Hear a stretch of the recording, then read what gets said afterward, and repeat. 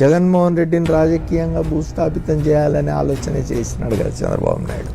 వాళ్ళెవరు కూడా జగన్మోహన్ రెడ్డి పడ్డ కష్టం కానీ, జగన్మోహన్ రెడ్డి ఎదుర్కొన్న సమస్యలు కానీ, జగన్మోహన్ రెడ్డి ఎదుర్కొన్న సమస్యలు అనే అంత చిన్నవి కాదు, అవి చిన్నవి ఉన్నాయి కాదు.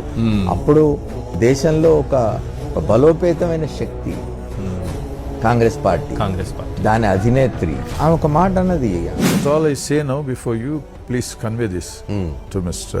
Jagan Reddy. ఆయన వినకపోతే I will not leave him అని ఆమె చాలా సీరియస్. అంతేకాదు, రాజశేఖర రెడ్డి మేం చేస్తే ముఖ్యమంత్రి అయినాడు, ఆయన కొడుకు మా మీదకే తిరగబడతాడా అని మాట్లాడిన కాంగ్రెస్ పార్టీ నాయకులు వీళ్ళంతా. ఆయన దానికి తట్టుకొని నిలబడమే రాజకీయాల్లో పెద్ద విశేషం. వేరే వేరే వాళ్ళైతే ఇట్లాంటి ఒత్తిళ్లకు లొంగి వెళ్ళిపోయి ఉండేవాళ్ళేమో రాజకీయాల్లోంచి. కానీ ఆయన అట్లా వెళ్ళలేదు.